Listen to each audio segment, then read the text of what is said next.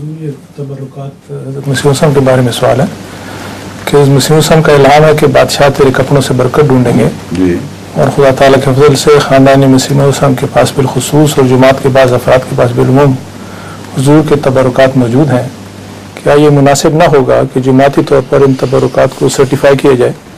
جس میں تبرک کی نوعیت، سائز اور تاریخی اہمیت کو درج کیا جائے، اور اسی طرح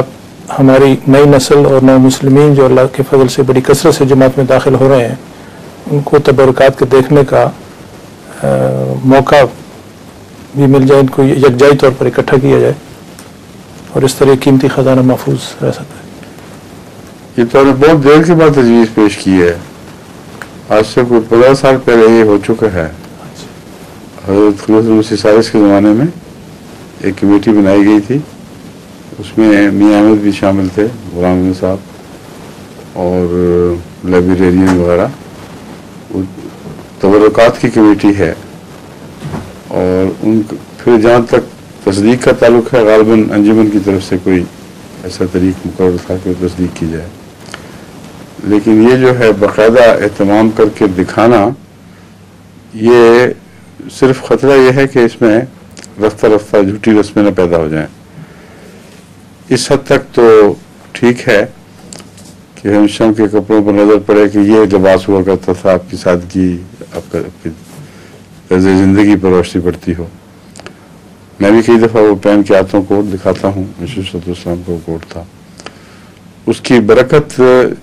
جو بھی ہے وہ اللہ کی طرف سے ملتی ہے، فی ذات ہی کپڑے میں نہیں ہوتی، اور اگر اس سے مشرکانہ برکتیں منسوب کر دی جائیں تو وہی کپڑا ایک آدمی کے لیے لعنت کا موجب بھی بن سکتا ہے۔ اس لیے برکت کے مفہوم کو سمجھنا چاہیے۔ بادشاہ تیرے کپڑوں سے برکت ڈھونڈنے میں بادشاہ پائیں گے نہیں کہا۔ ایک زمانہ آنے والا ہے جب یہ بادشاہ بھی اس قسم کی حرکتیں کریں گے، وہ قرآن اور دین کو چھوڑ دیں گے۔ یہ بھی معنی ہے اس کا ڈرانا، صرف وہ کوئی خوشخبری نہیں ہے، بلکہ خوشخبری کے ساتھ اس کا دوسرا پہلو بھی ہے کہ اب تو تیری قدر نہیں کی جا رہی، لیکن دنیا کے بادشاہ جو آج تجھے نظر انداز کر رہے ہیں کل ایک دوسری طرح تیرے طرف رجوع کریں گے اور تیرے کپڑوں سے برکتیں ڈھونڈیں گے۔ حالانکہ اصل برکتیں قرآن میں ہیں، اور یہی الہام ہے مسیح صلی اللہ علیہ وسلم کا، کل برکت فی القرآن، یہی ہے نا، من محمد فی القرآن بھی ہے، تمام برکتیں قرآن میں۔ اس قسم کے الفاظ مجھے الفاظ یاد نہیں، لیکن قطعی طور پر ہے بھی یہی۔ محمد صلی اللہ علیہ وسلم میں جو برکتیں وہ قرآن کی برکتیں ہیں، اس کے علاوہ تو کوئی برکت نہیں ہے۔ تمام تر قرآن کی برکتیں ہیں جنہوں نے محمد صلی اللہ کو بنایا ہے، اور اسی لیے حضرت عائشہ صدیقہ رضی اللہ تعالیٰ عنہ سے جب پوچھا گیا کہ حضرت صلی اللہ علیہ وآلہ وسلم کی سیرت بیان کریں، تو آپ نے فرمایا کان خلقہ القرآن۔ یہ نہیں کہا کہ قرآن میں آپ کا خلق بیان ہوا ہے، آپ کا خلق قرآن تھا، یعنی کوئی فرق ہی نہیں ہے قرآن میں اور محمد صلی اللہ علیہ وسلم کی سیرت میں، تو ایک قسم کا زندہ قرآن تھا۔ ان معنوں میں کہہ رہا ہوں یہ تو ناممکن ہے کہ میں محمدن کہا جائے اور قرآن میں یہ نہ ہو۔ مجھے بارہا عبارتیں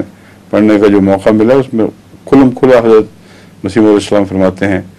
کہ ہر قسم کی برکت، تمام تر برکتیں قرآن ہی میں ہیں۔ جو قرآن کو عزت دے گا اس سے آسمان پر عزت دی جائے گی۔ تو یہ اصل چیز کو چھوڑ کر ایک ثانوی چیز کو، جس میں کئی قسم کے پیغامات مضمر ہو سکتے ہیں، اس کو ان معنوں میں عزت دے دینا کہ وہ نعوذ باللہ من ذالک آخر شرک کا مجھے بن جائے، یہ خطرناک بات ہے۔ مگر برکت پھر بھی ہوتی ہے اگر ایک موحد ہو اور یہ یقین رکھتے ہوئے کہ جس سے خدا پیار کرتا ہے اس کے قرب و جوار میں بھی برکت رکھی جاتی ہے۔ جس رسول اللہ صلی اللہ علیہ وسلم سے صحابہ نے محبت کی، آپ کے کلیوں کو بھی ہاتھوں میں لیا اور چہرے پہ ملا اور بعضوں نے پیا، اس محبت کی وجہ سے کہ خدا کا پیارا ہے، تو جو چیز اس کے قرب و جوار میں اس کو لگتی ہے، اس سے مس ہو جاتی ہے، اس کے پاس ہوتی ہے، اس میں بھی برکت پڑتی ہے۔ یہ اللہ تعالیٰ کی محبت کے نتیجے میں پڑنے والی برکت جو ہے، اس کی کوئی سائنٹیفک تشریح ممکن نہیں ہے، لیکن یہی سائنٹیفک تشریح ہے کہ جو خالق کائنات ہے، سب قوانین اسی نے رکھے ہیں، جو چیز بنائی ہے اس کی ہر برکت اسی نے رکھی ہے، تو وہ مالک ہے، وہ جس چیز کو مبارک کہہ دے وہ مبارک ہو جائے گی۔ بس اس پہلو سے ایک برکت کا یہ مفہوم ہے جو ثابت شدہ ہے، مگر یہ توحید سے وابستہ ہے۔ اگر شرک کی ملونی آئے تو یہ مٹ جائے گا، اور کپڑا براہ راست کچھ بھی نہیں کر سکے گا کسی کے لیے۔ بس اپنی آنکھوں کو خیرہ کرنا اس لیے کہ اللہ کے ایک پیارے نے یہ کپڑا پہنا ہوا تھا،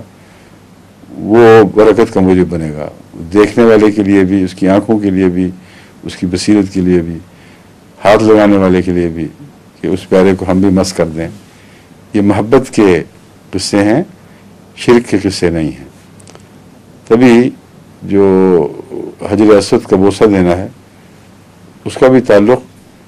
خدا تعالیٰ کی طرف سے ان پتھروں کا آسمان سے اتارنا ہے جو پہلے خدا کے گھر کے لیے تعمیر میں کام آئے، اور اسی نسبت سے رسول اکرم صلی اللہ علیہ وسلم اس کو بوسہ دیا کرتے تھے۔ حضرت عمر نے کہا پہلے پتھر تو پتھر ہی ہے نا، میں تجھے کبھی بوسہ نہ دیتا اگر میں محمد رسول اللہ کو نہ دیکھتا۔ تو وہ محمد صلی اللہ علیہ وسلم تو موحد اعظم تھے، اس لیے وہ محبت جو محمد صلی اللہ علیہ وسلم نے کی اور پتھر سے پیار کیا، اس کے دائرے کے اندر آتے ہوئے حضرت مسیح علیہ السلام کے ہر کپڑے سے، ہر اس چیز سے جو مس کر گئی ہے اس سے پیار کرنا جائز اور لازماً برکت کا موجب ہے۔ اس سے ہٹ کر جو پیروں فقیروں والے دستور ہیں وہ اختیار کیے گئے، حضرت بال اور اس قسم کی چیزیں بنا کر، تو وہ خطرناک بات ہے۔ اس لیے یہ صرف ایک فائدے کا پہلو نہیں، اس کے ساتھ مضرت کا پہلو بھی ہے۔